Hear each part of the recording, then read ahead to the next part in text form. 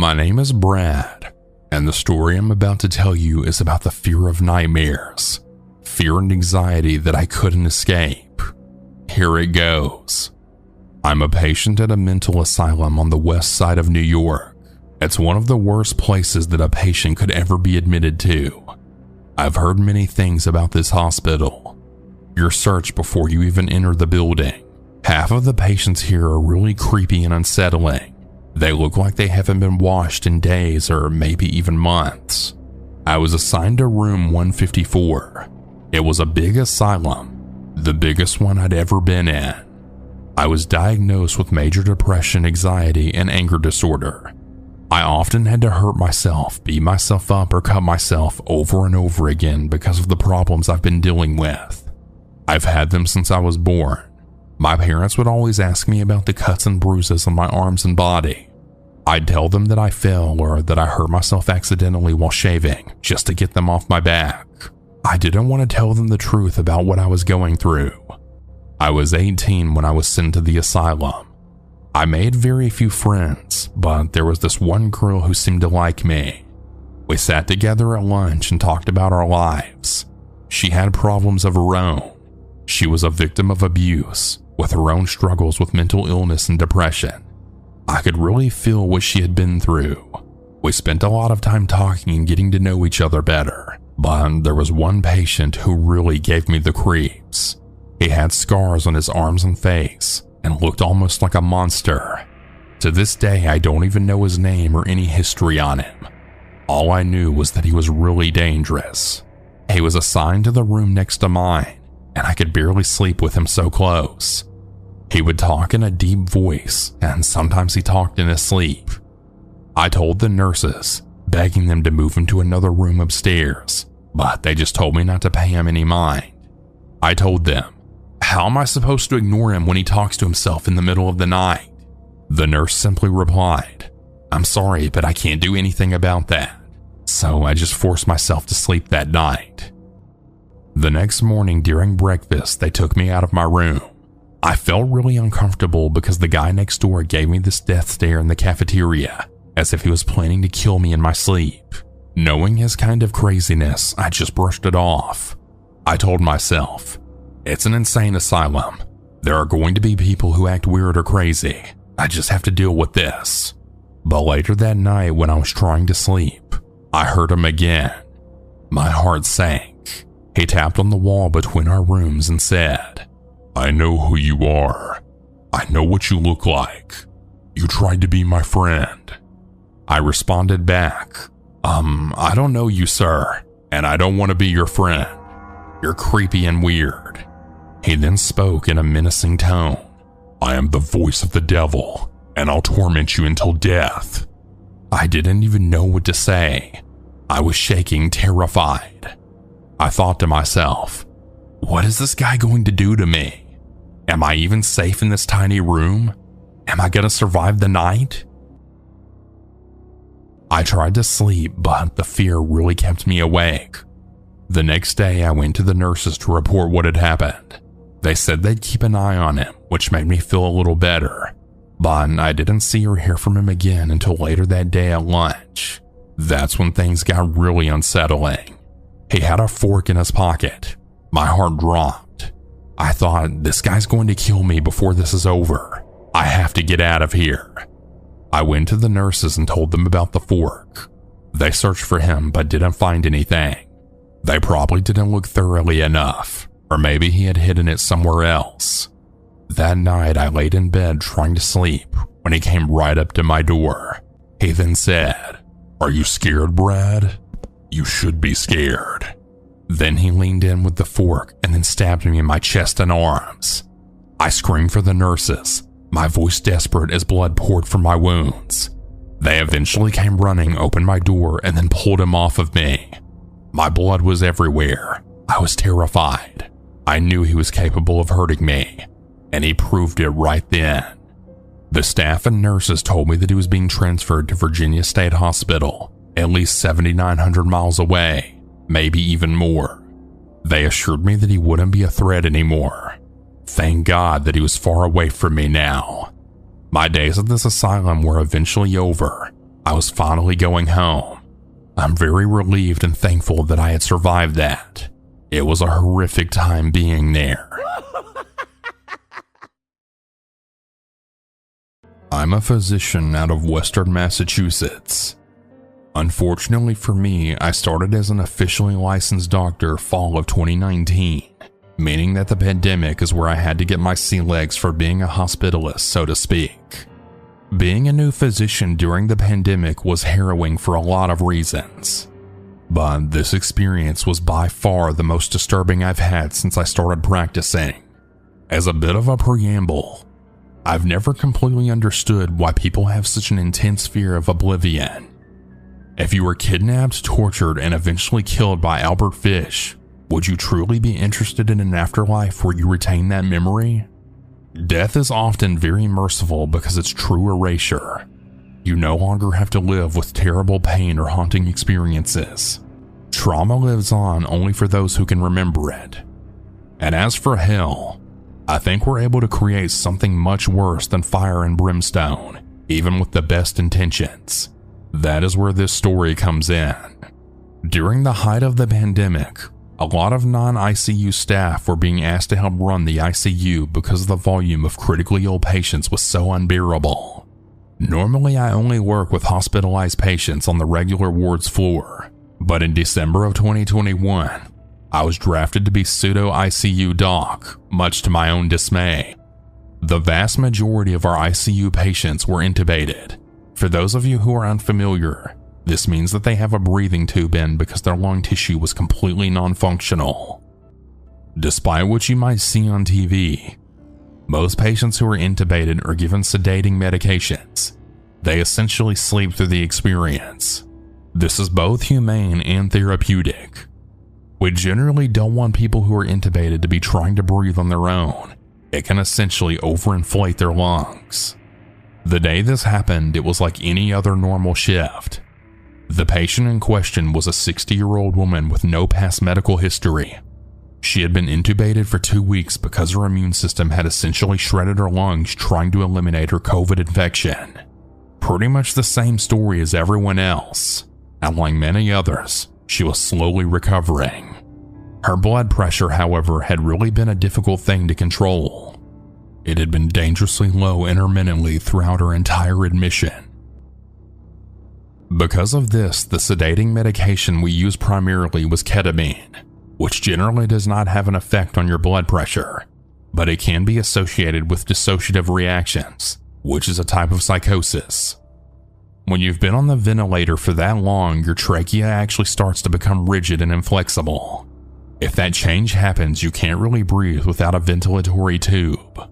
Your body has essentially molded around this foreign instrument. Because of this, 2 weeks or so is when we decide whether or not you need to have a tracheostomy performed. Think of the smokers with a hole in their neck. This often has a very negative impact on a patient's life, so in an effort to see if she could breathe on her own, we began lowering her sedation. 30 minutes later, I heard it. Initially, I couldn't recognize the sound. It was like if you recorded the sound of a blender and then listened to it on cheap headphones. The sound was in high pitch, but at the same time it was a bit muffled and coarse. When I turned around, I saw this patient sitting up straight in bed. I gasped and I moved back slightly. That sound I heard was her screaming into her ventilatory tube. Not yelling, not hollering. She was screaming bloody murder through her ventilatory tube. Her eyes were bloodshot and bulging. It looked like she was also crying, but that may have been the artificial tears. Blood was also starting to leak down the corners of her mouth. Oropharyngeal and laryngeal trauma from her screaming so vigorously. Since she had COVID, there was no one in the room with her when she initially started screaming. This was part of the infection control. In order for us in healthcare to not contract COVID, we needed to essentially be in hazmat suits to interact with the COVID patient. We all rushed to get the proper equipment to enter her room. In that time, she had managed to completely pull out her ventilatory tube, to our conjoint horror. I'll never forget the thing she said when we got to bedside. She was pleading with us. "Please send me back. Please, please, this is all wrong." This is not who I am anymore. I don't want to be here. It hurts and it's wrong. I don't want them to notice I left. I want to go back. Please send me back." Mind you, she was saying this through the blood that was now leaking down her throat and up through her mouth from the trauma of removing the tube. We did eventually get the tube back in her after we gave her some emergency sedation, but the damage was already done. She died a few hours later. One family member was able to visit her at her bedside while she passed. We didn't have the heart to explain in full graphic detail what had happened. We only said that she took out her breathing tube and it caused a lot of damage. I don't know where our consciousness lies when we're sedated for that long, but I'm afraid of that place. Death is permanent, but it's also balanced and equal. Everyone rests in oblivion, unbound from the traumas of life. The hells that we can create, however, those places do not seem nearly as merciful. I am a nurse at the largest hospital in my city. Although I work on several units, I am most often on the oncology and palliative care unit. For those that do not know, oncology focuses on the treatment and care of those with cancer, and palliative care is for people who are imminently dying and require symptom management interventions. With this in mind, I have been present in the final moments of many people's lives. I consider it an honor to assist others in dying with comfort and dignity, and it is very rewarding work. However, there have been several instances when the proximity of death has brought about some unexplainable events. One particular instance that comes to mind happened in my first year of the profession. This patient had already died in the evening. Their family members had left the hospital, and the body had been cleaned and dressed. It was now nighttime, around 2300 hours, and I was performing my routine paperwork while awaiting the porter to transport to the morgue. It was very quiet, and the other patients on the floor had settled for the time being. The only other noise was the hushed conversation between the other nurses and I, the clicking of various instruments in patient rooms, and the constant rumbling of the building around us. A call bell chimed at the monitor on the nursing station. I will explain now that the call bell system enables someone in a patient room to push a button on the bed, which is connected to the wall, which sends a signal to a monitor at the station. There are several buttons available, including emergent, but those are not reachable from the bed and are instead on the wall. The station monitor displays the room number and the nature of the call bell, regular or emergency, along with a designated chime based on that nature. Slow, relaxed beeps for a regular bell, rapid, intense beeping for bathroom bells, bed exit alarms, and emergency codes. A light above the door of the patient's room will become illuminated.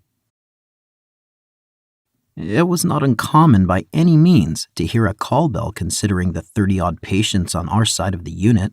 It wasn't even unusual that the call bell was coming from the recently deceased patient's room because the porter often will press the bell to notify the nurse of their arrival.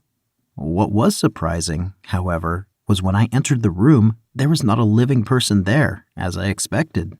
The room remained as I had previously left it.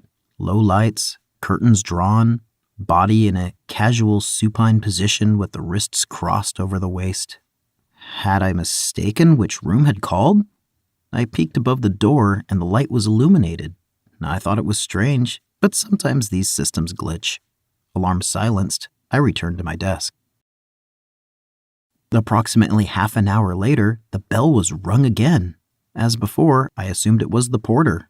And again, the room was unchanged with no porter present.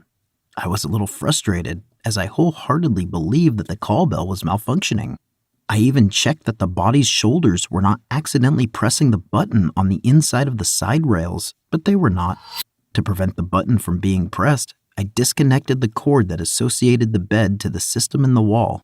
It sounded a cord fault alarm, which I quickly silenced in both the room and at the station monitor. The porter would just have to come to the nursing station when they arrived. Just as I was continuing my tasks, the insistent and recognizable bed exit alarm sounded.